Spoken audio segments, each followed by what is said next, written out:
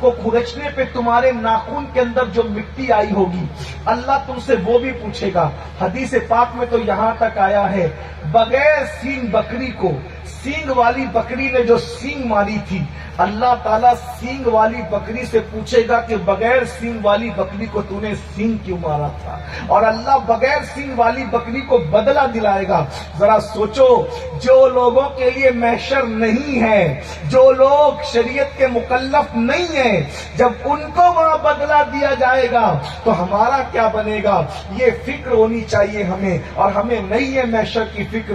ہم تو سوچ رہے مولانا یوں جنت ملے گی کیونکہ ہم نے مولانا شاہد کا دامن پکڑا ہے، ہم نے سید محمد صاحب کا دامن پکڑا ہے۔ ایک بات میں آپ سے عرض کروں، سچی بات عرض کروں، سب کے دامن کی اہمیت اپنی جگہ۔ ایک بات آپ کو بتاؤں، آپ کے ہمارے ہوش ٹھکانے آ جائیں گے۔ جن لوگوں نے ڈائریکٹ رسول اللہ کا دامن پکڑا تھا، ڈائریکٹ، ان میں ایک ہستی کا ذکر میں کرتا ہوں جس کو شرح الصدور میں علامہ جلال الدین سیوطی رحمت اللہ علیہ نے لکھا ہے۔ امام سیوطی کون؟ جس نے عالم بیداری میں کم و بیش 75 مرتبہ رسول اللہ کا دیدار کیا۔ سبحان اللہ، سبحان اللہ۔ سیوطی کوئی چھوٹا موٹا انسان نہیں۔ اب دھیان سے سننا، میں بے ادبی کے لیے نہیں کہہ رہا ہوں، اللہ ہماری نیتوں کو جانتا ہے، کیونکہ یہ اصلاح معاشرہ کی بات ہے۔ حضور کے اصحاب میں ایک صحابی کا انتقال ہوتا۔ علماء کی توجہ اس لیے چاہتا ہوں کہ ان کی معلومات میں اضافہ تو نہیں کروں گا، لیکن اگر میں غلطی کروں گا تو یہ توجہ کریں کہ میری اصلاح یہی کرتی، اور آپ سب کی توجہ۔ حضور علیہ السلام کی ظاہری حیات میں ایک صحابی کا انتقال ہو، اور وہ کوئی معمولی صحابی نہیں۔ پہلی بات تو یہ سن لیں، اگر آپ کی توجہ، کوئی صحابی معمولی نہیں ہے۔ ہمارے درمیان کچھ لوگ کہتے ہیں کہ ادنا سے ادنا صحابی، میں اس سے متفق نہیں ہوں۔ حضور کا کوئی صحابی ادنا نہیں ہے۔ جو کہتے ہیں نا ادنا سے ادنا، کوئی حضور سے جو چیز منسوب ہو جائے وہ بھی ادنا نہیں ہے، بلکہ مٹی اگر حضور کے جسم سے لگ جائے تو ہمارے عقیدے میں وہ عرش سے بھی اعلیٰ ہے، وہ کعبے سے بھی اعلیٰ ہے، وہ جنت سے بھی اعلیٰ ہے۔ نسبت رسول کے بعد کوئی چیز ادنا نہیں رہ جاتی۔ اس لیے میں کم سے کم بولتے وقت یہ ضرور خیال، حالانکہ ان کی نیت کوئی توہین کی نہیں ہوتی، وہ سمجھانے کے لیے کہتے ہیں، لیکن ہمارا مسلک سراپا ادب ہے۔ حضور کا کوئی صحابی کبھی ادنا ہو ہی نہیں سکتا۔ ہاں درجات ضرور ہے، تو ہم یہ کہتے ہیں پچھلے درجے کا، پچھلے درجے کا، پچھلے درجے کا درجات بھی ہم تقسیم کرتے ہیں، لیکن کوئی صحابی ادنا نہیں، کیونکہ جس کا نبی سب سے اولا وہ اعلیٰ ہو، اس کا صحابی بھی اعلیٰ ہی اعلیٰ ہے۔ سبحان اللہ، واہ، بہت خوب بھائیو، جب ہمارے حضرت اعلیٰ ہیں، جی واہ، کیا خوب۔ ہمارے یہاں تو حضرت بھی اعلیٰ ہے، تو صحابی ادنا کیسے ہو سکتا؟ ہمارے یہاں تو حضرت بھی اعلیٰ ہے، ہمارے یہاں تو عالم بھی اعلیٰ ہے، ہمارے یہاں تو مفتی بھی اعلیٰ ہے۔ ارے سب تو اپنی جگہ، میرے آقا کی تو امت بھی اعلیٰ ہے، خیر امت کا لقب صرف اس امت کو عطا کیا۔ سبحان اللہ، نعرہ تکبیر، اس لیے نعرہ رسالت، نعرہ رسالت۔ اس لیے کوئی صحابی ادنا، درجات ہیں، ہم درجات مانتے ہیں، اول درجہ، دوسرا درجہ، پچھلا پچھلا پچھلا پچھلا، اس طرح سے آخری درجے کا صحابی کہہ لیں، آخری صحابی کہہ لیں مرتبے کے اعتبار سے۔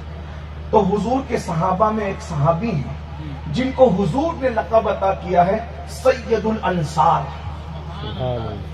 یعنی جتنے انصار تھے مدینے کے ان سب کا سردار، اور اس صحابی کا نام ہے سعد ابن معاذ رضی اللہ تعالیٰ عنہ۔ ان کا حضور کی ظاہری حیات میں وصال ہوا، ایک بات۔ اور جن صحابہ کا ظاہری حیات میں وصال ہو گیا، ان کے ایمان پہ خاتمے کی ضمانت اور گارنٹی یہی ہے کہ ان کے جنازے میں حضور نے شرکت کی، یعنی ان کے مومن ہونے میں کوئی شک نہیں، وہ سند یافتہ مومن ہے، وہ سند یافتہ مومن ہے جس کے جنازے۔ اور بعد میں جو حضور کے صحابہ ہیں وہ بھی ہمارے سروں کے تاج اور سب شان والے، مقبول مخالف کی طرف نہ جائیے گا، لیکن صرف عظمت بتانا ہے جن کا حضور کی ظاہری حیات میں، ارے لوگ تو تمنا کرتے تھے کاش میں حضور کی حیات میں مر جاتا، حضور میرے جنازے میں چلے آتے، اور ان کا آنا میرے لیے کتنی بڑی چیز۔ بھائی اگر پیر صاحب آ جائیں جنازے میں تو کتنی بڑی بات ہوگی۔ لوگ کہتے ہیں کسی کا جنازہ مفتی اعظم نے پڑھایا، کسی کا جنازہ مجاہد ملت نے پڑھایا، کسی کا جنازہ محدث اعظم نے پڑھایا، یہ کہتے ہیں نا شان والے لوگ ہیں، لیکن اللہ اکبر وہ کتنا خوش نصیب ہوگا جس کے جنازے میں حضور شریک ہو رہے ہیں، پھر ان کو لقب سید الانصار کا عطا کر رہے ہیں۔ سید الانصار ہی نہیں، خود جنازے میں بھی شریک ہیں، اور فرماتے ہیں روتے ہوئے اچانک مسکراتے تو صحابہ کہتے آقا آپ رونے لگے، رونے کے بعد مسکرانے لگے، رونے کے بعد مسکرانے کا کیا مطلب؟ تو آقا فرماتے اس لیے میں مسکرایا کہ اس کی موت پر جب فرشتے اس کی روح لے کر آسمانوں پر پہنچے تو عرش اس کی روح کی خوشی میں جھومنے لگا، جس کی خوشی میں، موت کی خوشی میں عرش جھومے، روح کی آمد کی خوشی میں عرش جھومے، وہ کتنا نیک ہوگا۔ سید الانصار 70,000 فرشتوں کی آمد، خود مصطفیٰ جان رحمت کی جنازے میں آمد، عرش کا جھومنا، اللہ اکبر۔ نیک ہونے میں کوئی شک ہے؟ جنتی ہونے میں کوئی شک ہے؟ مل کے بولو کوئی شک ہے؟ بلکہ ہم تو کہتے ہیں جیسے جنت کا ہونا یقینی ہے ویسے نبی کے تمام صحابہ کا جنتی ہونا یقینی ہے، کیونکہ جس زبان نے جنت کا پتہ بتایا اسی زبان نے صحابہ کے جنتی ہونے کا اعلان کر دیا، اور قرآن کہتا ہے وَكُلًّا وَعَدَ اللَّهُ الْحُسْنَى، ہم نے ان سب کے ساتھ حسنہ یعنی جنت کا وعدہ کیا ہے۔ سبحان اللہ، سبحان اللہ۔ اب حضور جنازے میں شریک، اتنے بڑی ہستی، غوث قطب کلندر ابدال سب نیچے ہیں، یہ وہ ہستی ہے سید الانصار سعد بن معاذ رضی اللہ تبارک و تعالی عنہ۔ حضور جنازے میں، صحابہ، صدیق اکبر بھی جنازے میں، فاروق اعظم بھی جنازے میں، عثمان غنی بھی جنازے میں، مولا علی بھی جنازے میں، یہ سب جنازے میں، عشرہ مبشرہ جنازے میں ہے۔ میت رکھ دی گئی، مٹی برابر کر دی گئی، صحابہ کہتے ہیں کہ اللہ کے رسول کے چہرے پہ ہم نے دیکھا کہ غم کے آثار تھے، پریشانی کے آثار تھے۔ پھر حضور علیہ السلام نے کہا اللہ اکبر، اللہ اکبر، سبحان اللہ، الحمدللہ، الحمدللہ۔ یہ حدیث صحیح میں بھی موجود ہے۔ پھر جب حضور نے پڑھا، کچھ دیر کے بعد حضور علیہ السلام کے چہرے پہ